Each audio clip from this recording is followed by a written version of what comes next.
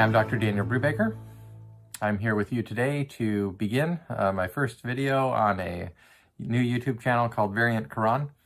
And on this channel, I just want to welcome you here. On this channel, I hope to have it be a place where I can put my material and that of others and just talk about things relating to my primary area of research, which is the early Quran manuscripts and specifically corrections and variants that exist within them.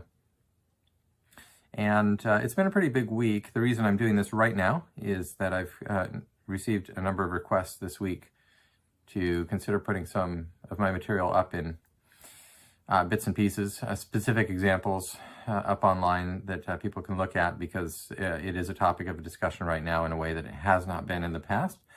And so I'm happy to do that. I created this channel a little while ago thinking to do something just like this. So it's a great time to actually jump in and begin doing it. I've titled the channel Variant Quran just because that's actually fairly easy to remember and it's most descriptive of what it is that I'm doing. I didn't title it that way to make it sensational or anything, but actually very precisely that is what I'm talking about with my work and my research. So it's not intended to be offensive, but rather very truly descriptive of what it is that I'm working on and focusing my attention upon.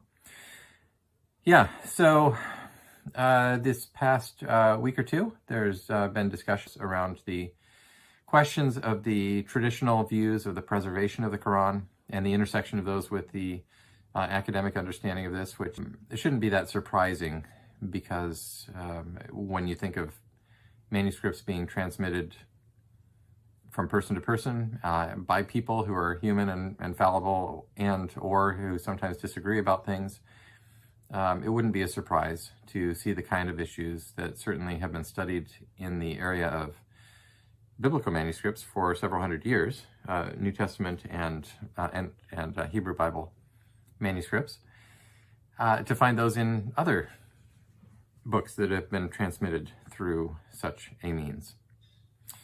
I think the difference is that there has developed over time a sense, mainly in popular at the popular level, that the Quran is different, that the preservation of it was not merely a matter of confidence in the text being as it was delivered, but also almost a doctrinal issue that this text can be trusted because it was transmitted perfectly without a dot or a letter changed and so forth. And in that final phrase that I just said, that is not the view of the earliest, even the earliest Muslim scholars of the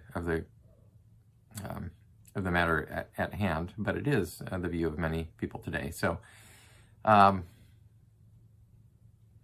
yeah, I don't want to go too much roundabout about this, but I will get into the manuscript in just a moment that I want to show you today.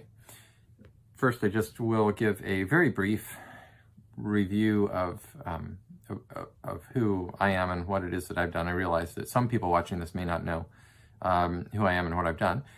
My name is Dr. Brubaker. I did my doctoral research at Rice University from 2006 to 2014. I defended my doctoral dissertation there in 2014. And in the course of my doctoral work, I settled on a topic, which was the topic of corrections, intentional changes or corrections, physical corrections in early Quran manuscripts.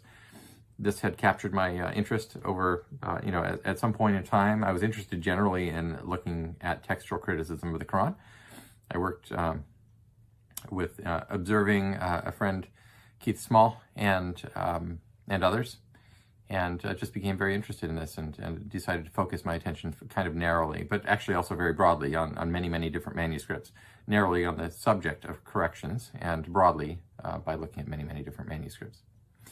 So to just cut a very long and interesting story, to me at least, short, I have traveled around the world and looked at these manuscripts in pictures and in books, but also looked at many of them in person, and have traveled all over the world and been shown great courtesy and respect and access to these things in many different institutions, for which I'm very appreciative. They do not let just anybody walk in and look at these things, thankfully, because they're delicate. They're very special and precious. They're 1,300-year-old documents. And in fact, usually even people who are studying manuscripts don't always get a chance to handle them directly. Because my work has been with the specific question of corrections in them that required very close examination of the text, sometimes holding it up to the light and looking at the very fine details of it. I have been given access to a lot. Just blows me away still when I think about it, but that's the story behind that. So the upshot is that there are corrections in early Quran manuscripts. There are a lot of them. Some of them are due to mistakes having been made at the time of first writing. Some of them are due to changes in orthography, the way that the certain words have been written, and so not necessarily a substantive change in the word that would have been pronounced, but a difference in the way the word would have been written. And so over time, sometimes these things were corrected. Sometimes they're due to differences in the readings or the ahruf, which are different things, but and so maybe the manuscript was first written by somebody who was following one particular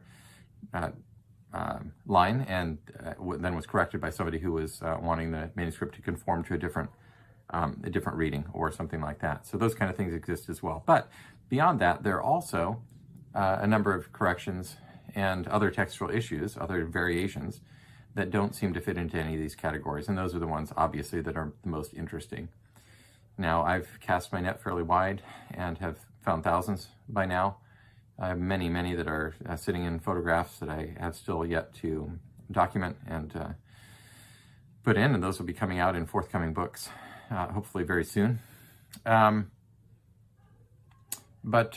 so the task next at hand is to make sense of these and to evaluate them and sort of sift through the ones that are most potentially significant, most perhaps theologically or doctrinally significant, and begin to look at those more closely. And that's a work not just for me, but for other people to look at as well. Right, so here I am going on and on. So, but I don't want to jump in just yet to the manuscript before saying that I understand that this topic is sensitive. Even when I was the most common question that I had when I was doing my doctoral work was and traveling to countries, not only the UK, Cambridge, Oxford, and these places, British Library and Paris and so forth, but also to some of the countries that are Muslim majority countries. And the question was, is it safe to be doing this kind of research? And in fact, I didn't know. I hoped that it was, and I thought, I'm an honest person doing honest research and not trying to pull the wool over anyone's eyes or anything like that, which I wasn't. So, and in fact, it turned out that way. But of course, at the time when you're doing something new, and these are questions that are not asked and they're in sensitive areas, we don't know. So I would go in on my travels, and I would email my notes back to my wife every night, not knowing what's around the corner. People have very strong feelings about things. So that is sort of part of the glimpse into the adventure that I've been on over these past years. Now, the manuscript I want to show you today, I'm going to step into, and I'm going to transfer over to a slideshow of it in just a moment so you can see it directly. But I wrote a paper on this in 2009, I believe. I presented it at MESA in San Diego, the Middle East Studies Association. And I was looking through it, and I noticed a couple of corrections on the page, but when I was trying to locate what the text was, what the actual verse was, I came across this issue at the bottom of the page, which you are going to see in a moment. The point that I want to emphasize about that will be clear in a moment, but I just want to also say that the question of how widespread the corrections and what the breadth and depth of the issue of corrections were in manuscripts is something that's relatively new. I don't think anybody has really gauged that before. Even Keith Small, who was a dear friend and who showed me and sort of set me along this track. I don't think he had any real sense or realization of this. People like Keith Small, Francois de Roche, Alba Fideli, and others, many others, actually, well, a number of others. There's a handful of other people doing work today who've been working for, in some cases, for quite some time, done great work. But I don't think anybody had a sense of how wide and deep the matter of corrections really was, because nobody had actually focused attention on that directly before. All right, well, that's enough of that. Thank you for watching this. I hope that you will, if you're interested in this topic and want to hear more, that you will like and subscribe. Please leave comments at the bottom. And I'm going to transfer over now to the other section, which is going to show you what we're looking at. Thanks for watching. We'll see you soon. Okay, so we've transferred over to the slide now. You hopefully can see the screen here. And this manuscript, you can't see the entire thing here, but it is a horizontal page on parchment. It's probably from the 8th century, early 8th century, I would say, within about 100 years of Muhammad's death, possibly earlier than that. And it is one of the pages from the Sana'a manuscripts that were discovered between the inner and outer dome of the Sana'a Mosque in Yemen in 1972. I believe this photograph was made by either Puin or von Bothmer, and it was published as part of the UNESCO CD-ROM of Naskah Qurans, which I believe was one of the fruits of that project. What you see happening here, and if you look where the arrow is pointing, you can see an inserted aleph in the right margin. This is not all that striking, but I want to show you two corrections on the page before I get to my third issue on the page, which is my main point. This is the final aleph of the word kafaru, they disbelieved, of Surah 974. It represents a not uncommon issue with the developing orthography or way of writing the third-person plural form of verbs. All right, so the second thing I want to show you is this insertion of an Allah that's several lines down. This one has been discussed. It's one of the ones that was discussed in my book, Corrections in Early Quran Manuscripts. It was published about a year ago, among 9 others.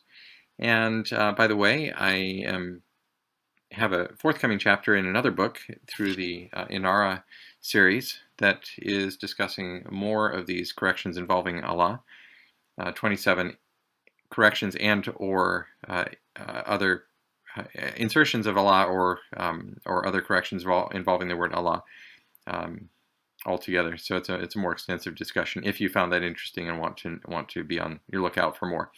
All right, so this is the final Allah of Surah 978. Again, not all that unusual to see these kind of things. They occur elsewhere, but the main point that I'm making here is this page has been corrected in 2 spots. And so when we come to the last line of the page, this is what the main point that I want to illustrate. We notice that the scribe who first wrote the page actually left out 3 words when it was, if we're comparing it to the text that is now in common use today around the world in the Hafs text and the Cairo edition.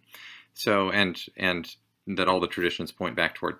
So so this manuscript is variant. Not only was it variant at the time of first writing, but the other interesting thing to note, and the reason I showed you the other 2 corrections on the page, is that somebody came back to this page at a later time after production and corrected it. And whoever that was, however, did not correct or did not see a need to correct the omission at this spot. So I find that very interesting. So these words stand as they were first written. So 2 people, at least, well, possibly one of them, made a mistake by omitting something, or possibly didn't. Possibly thought that that was the way that it was supposed to be written. And possibly the second one, the corrector, either made a mistake and didn't see it, or once again reviewed it and thought that that was the way that it was supposed to be written. So I find that interesting. Now let's take another look before we finish up here at the verse itself and read it there. It says, "It is the same whether or not you beg forgiveness for them. Though you ask forgiveness for them 70 times, Allah will not forgive them. That is because they disbelieved in Allah and in His messenger." That last little bit is cut off, but that's what it says. So this verse can be read sensibly, grammatically correct, with or without the sab'in maratan fa. If you read it without it, it would say, "It is the same whether or not you beg forgiveness for them. Though you ask forgiveness for them, Allah will not forgive them." So that makes sense, but it also makes sense, of course, the way that it stands today. Now, let's take a look over here at something else, which sprung to my mind when I looked at this, and I thought, well, that sounds very familiar. Those themes sound familiar. And if we look at Matthew 18:20 to 21, and some of you may have actually already noticed this as I read the verse. We're reminded of the time when Peter was speaking to Jesus, and the text tells us that Peter came and said to him, "Lord, how often shall my brother sin against me and I forgive him? Up to 7 times?" Jesus says to him, "I do not say to you up to 7 times, but up to 70 times 7. And so what do you notice here? It is the instance of the asking for forgiveness, or the need to forgive, and the requirement or call to do so, up to 70 times 7 in this case. But the 70 times and the idea of forgiveness both exist side by side in this very well-known account, just as they do in the Quran text, as it stands today, but not as it stood at the time that this particular manuscript was first written. It lacked that idea of the 70 times. Now, the idea of 70 and the number, the motif of 70 and 7 is very important in the New Testament and in the Hebrew Bible. It's great significance. It occurs very frequently. It's not really that much so in the Quran. It does not occur that frequently in the Quran. So what are we to make of this? What happened here? Well, we don't know. But there are interesting questions in this. I hope that you can notice that and see that. Is it possible that the scribe that first thought that this was not supposed to be here actually was thought that it was not supposed to be here because there was a tradition that varied from what we have today? I don't know if that's the case or not. All we have is a single manuscript here that says it. If we ever have a second manuscript that reads the same way, then we'll be able to have a bit more clarity to the picture. But these are things to think about, and I hope it has started to provoke your thought a little bit. I will end right there and let you think some more. Please, again, like and subscribe to the channel, and leave comments below. I'll take a look at those, and we'll talk to you again soon. Thanks so much. Bye.